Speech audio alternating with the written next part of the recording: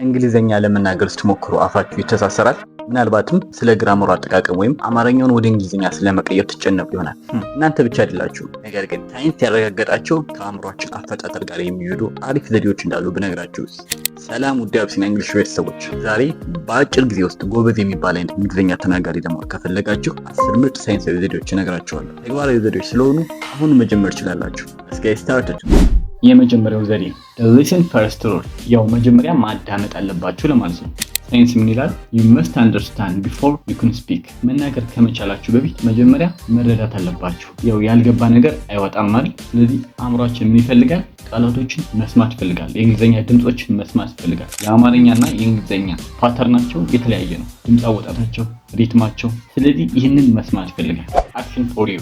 በየቀኑ ምን ታደርጋላችሁ? ቀለል ያሉ እንግሊዝኛዎችን ትሰማላችሁ። ከምን ላይ ሊሆን ይችላል? ሲምፕል እንግሊሽ ፖድካስት፣ ቀለል ያሉ የእንግሊዝኛ ፖድካስቶችን፣ ወይም ደግሞ የልጆች ታሪኮች አሉ፣ ዩቲዩብ ላይ ብትፈልጉ ታገኛላችሁ።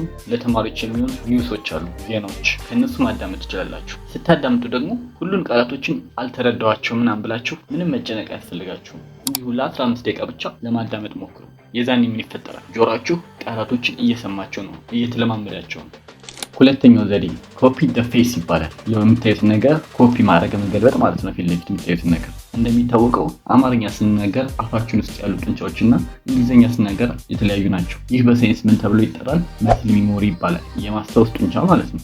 አክሽን ፎር ዩ። የሆነ የአጭር የእንግሊዝኛ ቪዲዮ ትፈልጉና የተናጋሪውን አነጋገር እያያችሁ ልክ እንደተናገረ ትንሽ ትሰሙና ፓውዝ ታደርጉታላችሁ፣ ታቆሙታላችሁ። ከዛ ያንን ድጋሚ የአፍ ቅርጹን፣ አነጋገሩን ቀጥታ ታዩና ኤግዛክት ተመሳሳይ አድርጋችሁ ኮፒ ለማድረግ ትሞክራላችሁ።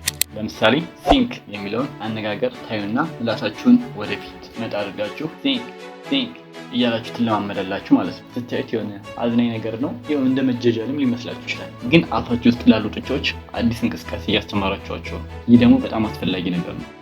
ሶስተኛ ለርን ቻንክስ ኖት ጀስት ወርድስ። ይሄ ደግሞ አንድ ነጠላ ቃል ከመያዝ ይልቅ አንድ ላይ የተደራጀ እንደ ሀረግ ወይም እንደ አረፍተ ነገር የሆነ መማር ነው። ሳይንስ ሳይንስ ለርኒንግ ዲስ ቻንክስ ሜክስ ዩ ፋስተር ይላል። በዚህ መልክ ስትማሩ ወይም ስታጠኑ በጣም የማስታወስ አቅማችሁ ይፈጥናል። ለመረዳትም ወይም እንግሊዝኛ ተናጋሪ ለመሆን ያላችሁን ግብ በጣም ያፈጥንላችኋል ማለት ነው። ለምሳሌ ፕሮብለም የሚለውን ቃል የማታውቁት ከሆነ ፕሮብለም ማለት ችግር ነው እያላችሁ ከመሸምደድ ይልቅ አንድ ላይ በቻንክ መልክ አድርጋችሁ ኖ ፕሮብለም የምትሏን ብትይዟት ለማስታወስ በጣም ቀላል ይሆንላችኋል። ኢንትረስትድ የሚለውን ቃል አታውቁት እንበልና ኢንትረስትድ ማለት ፍላጎት ነው እያላችሁ በውስጣችሁ ከመሸምደድ ይልቅ በቻንክ መልክ አድርጋችሁ አም ኢንትረስትድ ኢን ብላችሁ ብትይዙት ይሄ ለማስታወስ በጣም ቀላል ይሆንላችኋል። በዛ ላይ የመናገር ችሎታችሁን ፈጥኖ ያዳብርላችኋል ማለት ነው። 3 የተለመዱ ቻንኮችን ትጽፋላችሁ። ከዛ በኋላ ምን ማድረግ ነው? ማጥናት፣ መለማመድ ነው። አራተኛ the 5 minute daily talk። በየቀኑ ለ5 ደቂቃ መናገር ነው። መናገር ከፈለጋችሁ እንግሊዝኛ መናገር መለማመድ አለባችሁ አይደል? ሲምፕል ሎጂክ ነው። ጓደኛ ምናምን አያስፈልጋችሁ። ምን ታደርጋላችሁ? ሁሌ ጠዋት ላይ ከመስታወት ፊት ለፊት ትሆኑና ለ5 ደቂቃ እንግሊዝኛ ታወራላችሁ ማለት ነው። talk about your day። ስለ ቀናችሁ ልታወሩ ትችላላችሁ። your plans፣ ስለ እቅዶቻችሁ፣ ስለ ሩማችሁ መግለጽ ትችላላችሁ። ይህ ምን ያደርግላችኋል?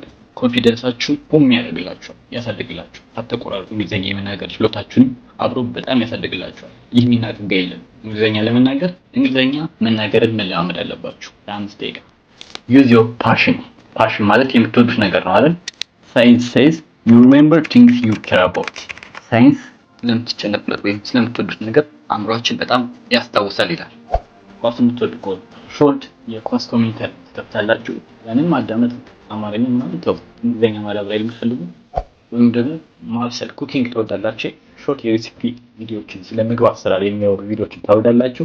እነዛን ማየት ነው። ብቻ የምትወዱት ነገር ማድረግ ነው። ስለዚህ አእምሯችን ምን እያደረገ ነው?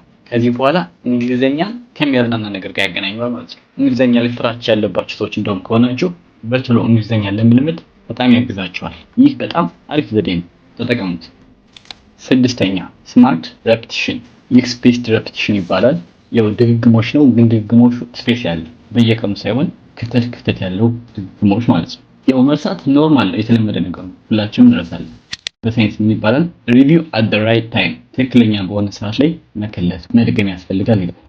እንግሊዝኛ ቃል ስትማሩ ወይም በቻንክ መልክ በፍሬዝ መልክ ማለት ነው ስትማሩ በመጀመሪያው ቀን ትከልሱታላችሁ። ከዛ በሶስተኛው ቀን፣ ከዛ ደግሞ በሳምንቱ ብታደርጉት ይመከራል። ሁልጊዜ ደብተር ምናምን ይዛችሁ ስለማዞሩ አፖችን ስልካችሁ ላይ መጠቀም ትችላላችሁ። በቀላሉ ኖትቡካችሁ መጠቀም ትችላላችሁ። በዚህ ህግ ላይ ሌላ የምትጨምሩት ነገር የለም። ሰባተኛ ቲንኪንግ ስሞል እንግሊሽ ትንሽ እንግሊዘኞችን ማሰብ ነው። እዚህ ላይ በጣም ትልቅ ስህተት አለ። ምን የሚባል መተርጎም የሚባል ትልቅ ስህተት አለ። መተርጎም አስፈላጊ አይደለም። ፊት ለፊታችሁን ያያችሁትን ነገር በእንግሊዘኛ ለማሰብ ሞክሩ። መተርጎም ለምን መጥፎ ነገር ሆነ ብትሉም ቡና መጀመሪያ በአማርኛ ታስባላችሁ። ከዛ በኋላ ወደ እንግሊዘኛ ኮፊ ብላችሁ ትቀይሩና በአእምሯችሁ ኮፊ ብላችሁ ታወጡታላችሁ አይደል? ይህ ረጅም ፕሮሰስ ነው።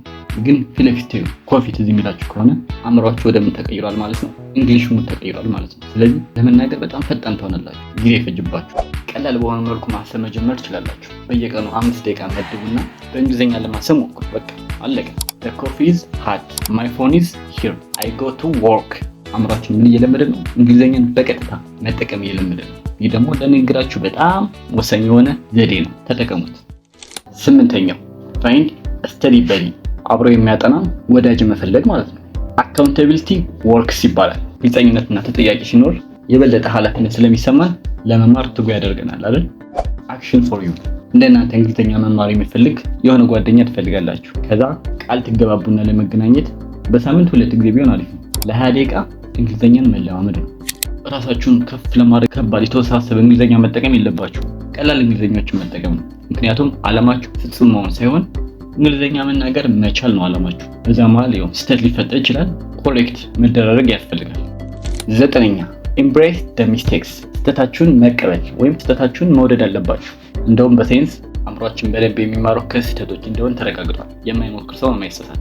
አእምሯችን ለተሳሳትነው ነገር የበለጠ ትኩረት ስለሚሰጥ ቀጣይ ያን ነገር በጣም እያሻሻለው ይሄዳል። የሆነ ሰዓት ላይ በጣም አሪፍ እንግሊዘኛ ተናጋሪ ትሆናላችሁ። 10ኛውና የመጨረሻው consistency over perfection። ፐርፌክት ስለመሆን ከማሰብ ይልቅ በወጥነት አንድ ነገር መስራት መልመድ አለባችሁ። ይህን እንደ ሞቲቬሽን እንደምንም ውሰዱት። ጀስት ብቻ ለምንም ነገር ይሁን ኮንሲስተንሲ ያስፈልጋል። አንድ ነገር በወጥነት ስታደርጉት ነው የሚሳካው። አንድ ቀን ሞቅ ባለን ሰዓት ተነስተን ለ3 ሰዓት ያለ እንግሊዘኛ አንብበን ከዛ አእምሯችንን ያስጠላዋል፣ ይሰለችዋል።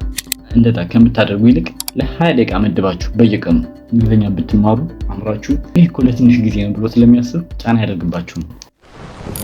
እነዚህ 10 ዘዴዎች በጣም ፓወርፉል ናቸው፣ ምክንያቱም ከተፈጥሯዊ የአእምሮ አሰራራችን ጋር ይሄዳሉ። አሁን 2 ነገሮች እንድታደርጉልኝ ይፈልጋሉ። አንደኛ I will speak English እያላችሁ የትኞቹን ዘዴዎች ለመጠቀም እንዳሰባችሁ ኮሜንት አድርጉልኝ። ሁለተኛ ላይክ እና ሰብስክራይብ ስታደርጉ YouTube ቪዲዮ ለብዙ ሰዎች እንዲደርስ ያደርገዋል። ቀጣይ ሌላ አሪፍ ቪዲዮ ይዤላችሁ እመጣለሁ። Thanks for watching and see you soon.